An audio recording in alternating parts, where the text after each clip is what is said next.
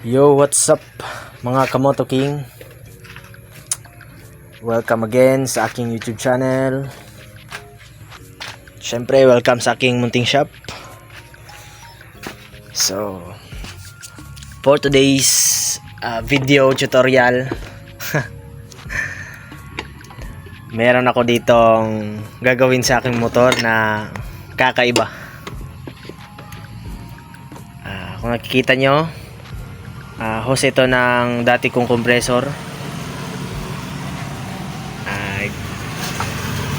Giginaw kaya ang makina nito. So bale,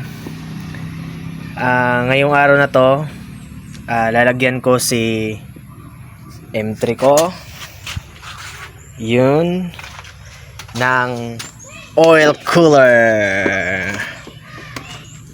So regalo ko to sa kanya dahil malapit na birthday niya. So regaluhan ko siya ng oil cooler. Bali, ito ang ginamit kong hose. Ito papunta sa head, cover ng head ng MIUI. Doon ang outlet, tapos ang inlet, kung nakikita nyo merong tornilyo dyan na maliit. Pinalitan ko lang siya ng kung familiar sa inyo, yung bolt ng bolt ng throttle cable ng Bajaj 100. Kung familiar sa inyo, merong tornilyo sa throttle cable ng Bajaj na may butas. Yun ang ginamit ko dahil siya ang sakto kasi dito para hindi na tayo dito, wala na tayong baguhin. Bale, diretso na siya kabit. Then linagyan ko lang siya ng konting maliit na hose para swak din siyang ipasok dito sa hose na to. Yun. So ulitin ko, dito ang inlet, kinuha ko lang yung tornilyo dito, linagyan ko ng bolt na may butas ng throttle cable ng Bajaj 100. Tapos ang outlet nito is dito sa kanyang cover sa head. Yun ang butas. Tapos tatakpan na natin tong butas dito. Nakikita nyo, yan. Tatakpan na natin yan para lahat ng oil, wala nang puntahan ng iba pa ang oil. Pupunta na siya lahat dito, papunta sa ating oil cooler. At syempre ang pinaka malakasan na oil cooler na ipapakita ko sa inyo, ito. Oh, napakalaki. Giginaw kaya motor nito. Oh, napakalaki mga Kamoto King. Actually, naghahanap pa ako ngayon ng pwede siyang ilagay.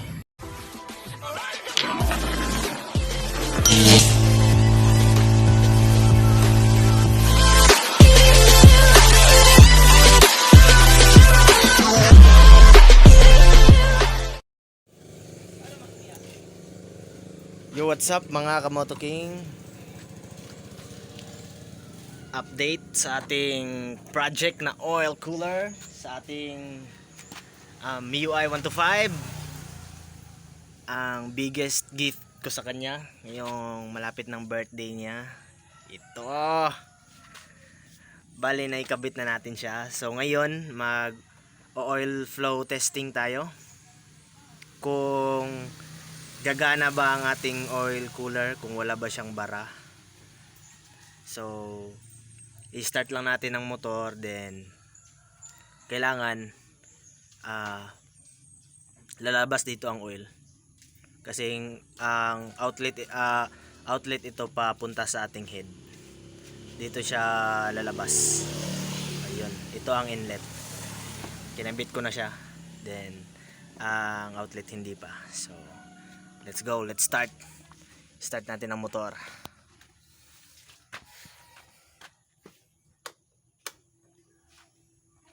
Pasensyahan nyo na ang upuan. Kailangan na palitan. First start.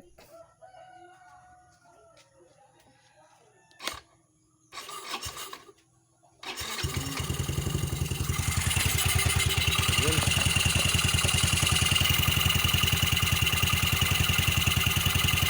Antayin lang natin lumabas ang oil.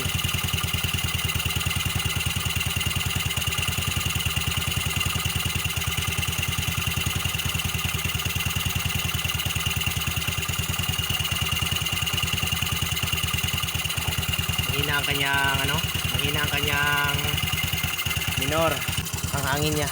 Uy, ayun, tumulo na par, kita nyo, ayun, mahina pa ang flow niyan, pero pag tumakbo yan mas malakas ang flow niyan. So ayun, napakasulit par, napakasaya ko. Kita nyo ang oil. Oh, di ba? So, gana ang ating oil cooler. Patayin muna natin. So, napakaganda. Ayun, oh. So, yun. So, bale, tapos na. Gana ang ating project sa kanya na oil cooler. Pangmalakasan ng oil cooler, guys. So, ngayon,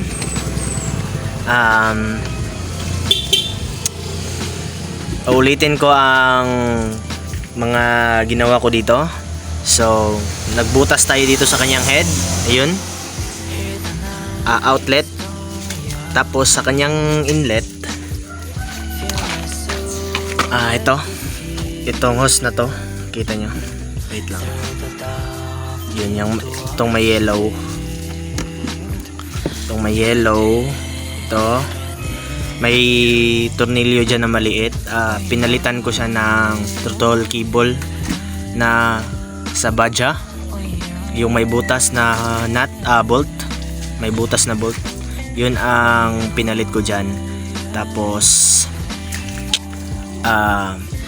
hose. Sakto lang na hose ang ilagay nyo. Tapos ayun. Tapos na. Kung gusto nyong matuto, panoorin nyo ang video, at kung may natutunan man kayo sa ating video kung paano mag-install ng oil cooler, please like and share, subscribe na din para updated kayo sa ating next video. So, maraming salamat guys sa panonood. Wag na kayo, kung nagpaplano kayong mag-install ng oil cooler, pwede na kayong mag-install ng kayo lang. Panoorin nyo lang ang video ko para alam nyo kung paano ito ikabit. Ito ang pinaka mabilis na paraan para magkabit ng oil cooler sa ating motor sa MIUI 125. So ayan guys, maraming salamat ulit sa panonood. God bless us all. Bye.